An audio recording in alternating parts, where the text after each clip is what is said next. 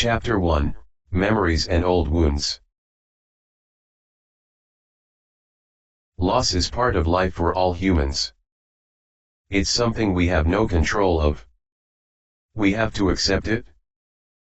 Painful it can be, but we have to press onward and live through it. But it is important to remember the memories of those who we lost. Never to forget them, and they will always be a part of your life forever, within your heart, mind, and soul. My name is Daniel Tatsuo. I'm 23 years old.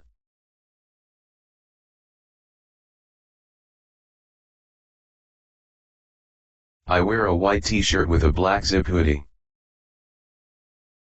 The rest of my attire consists of red and black shoes, black fingerless gloves, and ripped jeans. On my left cheek there is a scar from long ago during my childhood. And finally around my neck was a golden pendant, a pendant that held within it a picture of me and someone I loved with all my heart, my mother. She meant everything to me. She was my whole world, but she died from cancer when I was 10. I became devastated and heartbroken by her death. How can I not? I was so young back then. Losing her at that age can really affect someone that young like that. When she passed, my grandfather Eric took me in and I lived with him at his home. Among the past 7 years, he taught me how to handle and use a sword, as well as martial arts. These lessons were given to me to learn to defend myself in the future. Through those years, he was a father to me, but he then became ill. I got word my grandfather was injected with some kind of deadly poison, which is fatal to the human body. How he was injected with this poison, I do not know. There was no evidence to how it was injected. From the news, I knew he wasn't going to make it. 3 weeks later, he passed as well, leaving me alone in this world. His death was hard to process within my mind. It was as painful when my mother passed. I don't try to dwell on the past and cry about it all the time. I mean, it is normal for humans like me to cry about the loss of my family from time to time, but like I said, I don't try to look behind me. I know for certain Mom and Grandpa wouldn't want me to dwell about their deaths forever. I didn't have any friends from my time living in my state home, Florida. I lived by myself after my grandfather's death. I wasn't the person you would call being social.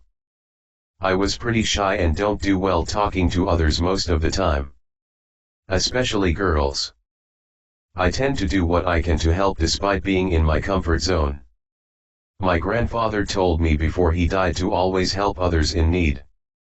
I'll never forget his words, and I'll never forget him and my mother.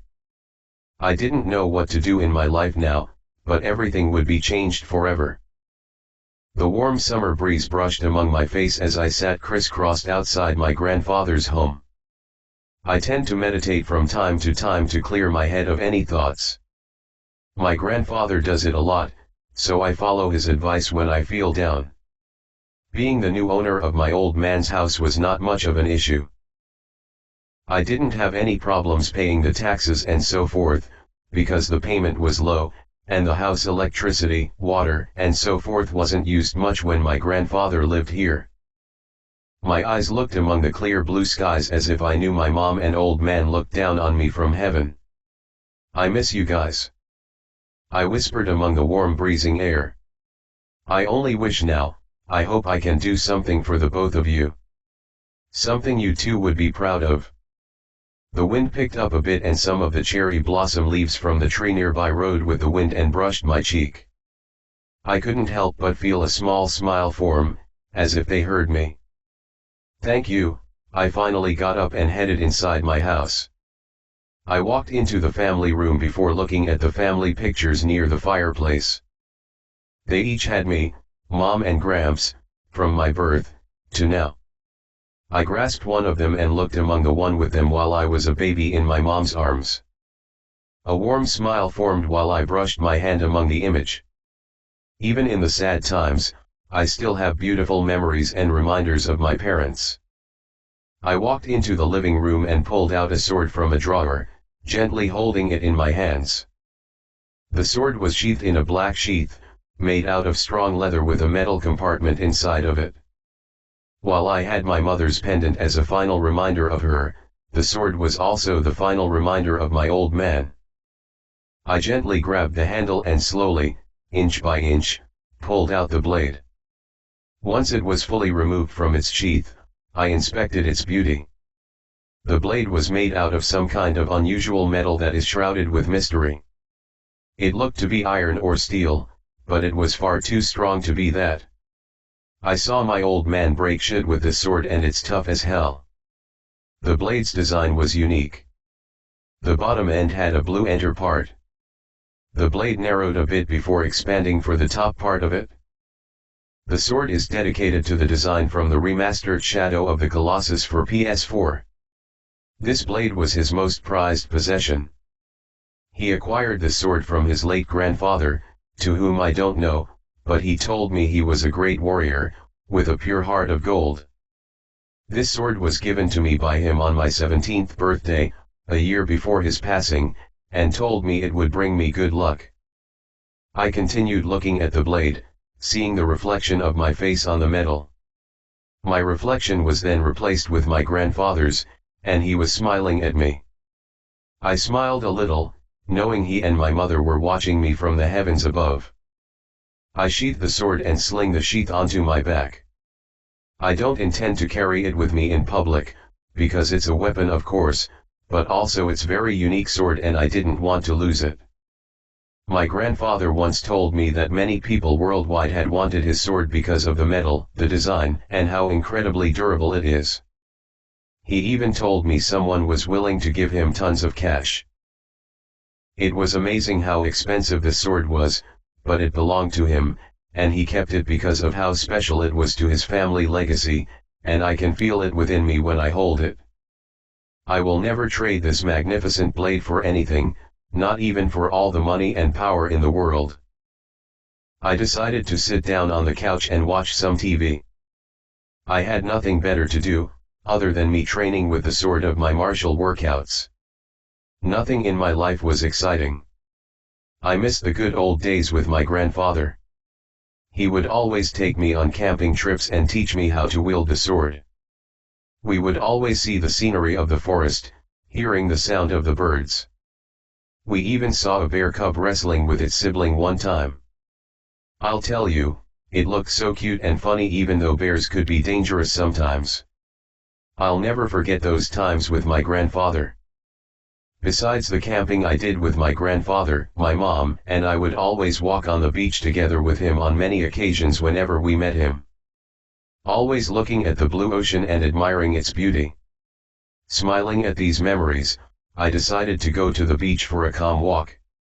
I haven't visited the beaches in a few years, due to the training from my grandfather, so it wouldn't hurt to visit there again. I got up from the couch, and decided to take some things to keep me busy. I packed up some food, water, my iPhone, my laptop computer, a few reading books, and decided to take my grandfather's sword with me. I'm bringing my laptop since I'll be stopping by and looking up some videos and such for research on swordplay. While my grandfather was good, I still should take advice from others online to be better. Packed up and ready to go, I left my home and headed off to the beach. I spent 4 hours calmly walking along the sidewalks and the streets, until I made it to the beach. I started walking down the path, admiring the beauty of the water, glittering the setting sun's light off the surface. I was happy that my mom and I decided to live here in Florida. Nothing in this world can ever compare the beauty of the ocean in this state, along with its white sandy beaches. I continued walking around the beach again and again for a couple of hours, and before I knew it the sun was setting near to the horizon of the ocean. I decided to stop for a while before I sat at a nearby wooden table. I took out my laptop and began looking up videos of swordplay. I usually follow these from real people, but it didn't hurt to see some from video games. I didn't focus upon how much time passed, but I noticed that the sun set a while ago and the moon was out. I always enjoyed the night sky, but it was a disappointment that not many stars were visible and the clouds were in the way. I gave a soft sigh of disappointment before I shut off my laptop. I was ready to head back home. Well, looky who we have here. I stopped dead in my tracks and I looked up and was faced by three men around 20 and 21. I glared at the men, knowing who they were. It was Tom, Chuck, and Will.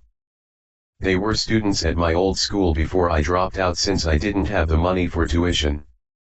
These pricks have a tendency of trying to make my life a living hell. Besides not having friends, I was also bullied. One time, Tom went to the point where he calls my mother a whore for getting the virus, saying she got it from fucking people with STDs. That sent me over and I pulverized the hell out of him. I'll never forgive them for what he said. What the fuck do you assholes want? I replied calmly with venom dripping from my words. Something in my mind was telling me this is not gonna end well. The three boys laughed. "Aw, look at that boys, little Danny misses us," Tom taunted. My rage boiled in my blood. Even with the poundings I give them, they do not take a hint. While I do find some satisfaction in beating them up, grandfather told me to only use violence for necessary defense. I calmly shut my laptop and PLC'd it back in my bag as I stood. You three are a waste of my time. Now, beat it. I started walking away to head back home. I won't let them spoil my day. Suddenly, I was hit in the head with a lot of force, causing me to fall down and drop my bag and sword. I was then hauled up to my knees, and was in an arm lock position, being held by Will. Tom stepped in front of me. "You know that hurts my feelings, Danny boy. Now, apologize," Tom said to me in a calm tone. I replied by spitting in his face, refusing to apologize to the likes of him. "Suck a dick, asshole." Tom wiped my spit off of his face and growled, "Wanna play tough? Well, that's fine by me." He then started punching my gut with hard throws, almost causing me to cough out saliva. He then gave me a right hook in the face, leaving me with a huge bruise on my eye. He continued punching me in the face and gut a couple more times until he stopped. I was breathing heavily, while blood was dripping from my nose and lips from the new open wounds. I will give this prick a little credit, he's gotten stronger the last time we met. Tom bent down again and asked, "Are you going to apologize now?" "Bite me, prick," I replied coldly. Tom only shook his head and stood up, ready to give me another beating. I closed my eyes tightly and braced myself for another round. Before he could, I heard Chuck saying, "Yo Tom, have a look at this." I weakly turned and my eyes widened when I noticed he was holding my sword. "Oh no." Tom walked over to him and grabbed the blade, looking at it for the first few seconds, until he went wide-eyed as well. "Well, ain't this a thing of beauty?" He grinned at me. "God damn it. You know, Danny boy, instead of getting an apology from you, I'll take this sword so we can call it even." He looked at the blade, while smiling at it. "I can make a lot of money out of this." My eyes narrowed while my teeth bared. "You put down my grandfather's sword." "Oh. You mean this belongs to your old man?" He mocked. "Heh, well, kudos to him for keeping it. This baby will make hundreds or even thousands." My throat released a growl. "You asked for it?" I threw my head back as hard as I could and hit Will in the face, making him yell in pain as he released me to grasp it with his hands. I lunged forward and quickly punched Chuck and Tom in the faces, making them stagger and fall to the ground in surprise. While I not only stunned them, I made Tom drop my sword as well. I shook my hands to nullify the pain a bit before walking past them.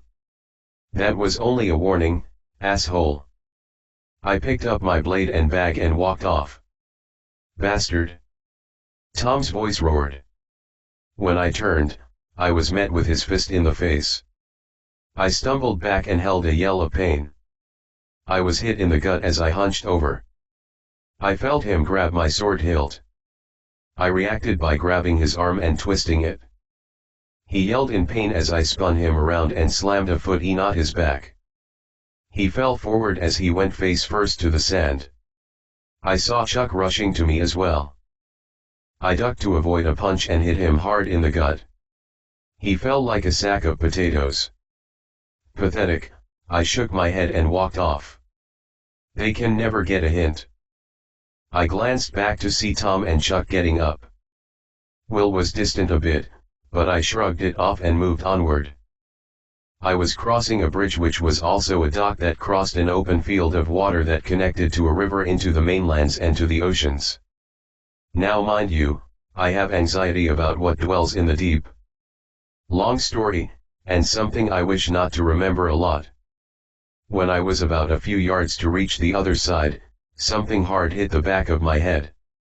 Holding my head as I bled a bit, I turned around and saw Tom and his goons walking up to me. I gave a glare and frustrated sigh. You just don't know when to get the hint, huh dick?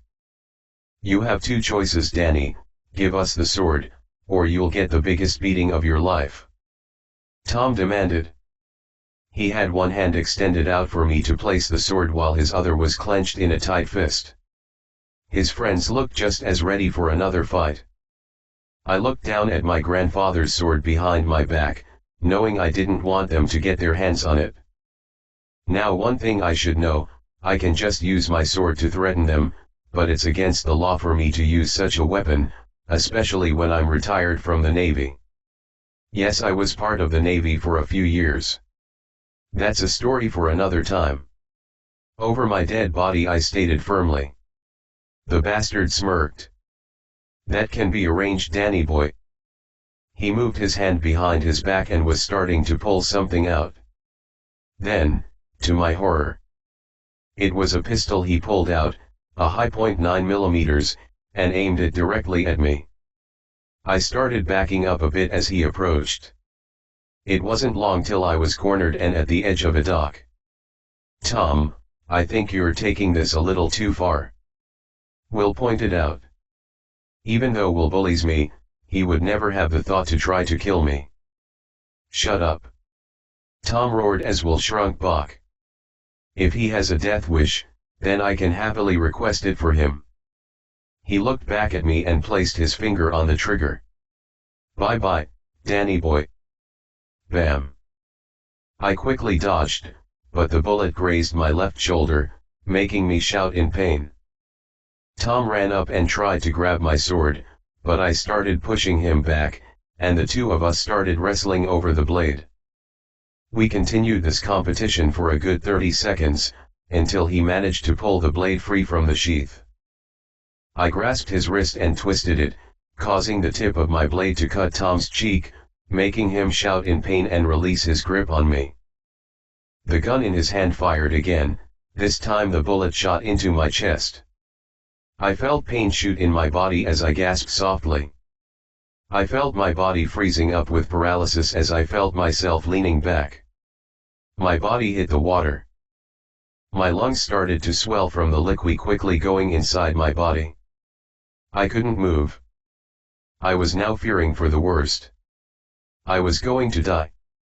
But maybe now I can finally be more at peace and be reunited with my mom and old man. I slowly closed my eyes, and allowed darkness to take hold of me. What the fuck, Tom? Will shouted. Shut up, Will. Tom screamed back. This is all your fault. Even though he was annoying as shit to me, he never deserved a death sentence. He had it coming to him. Guys. Chuck said to the two. What? The two fell silent when they saw a police officer glaring angrily at the three men. Oh fuck. Tom muttered under his breath.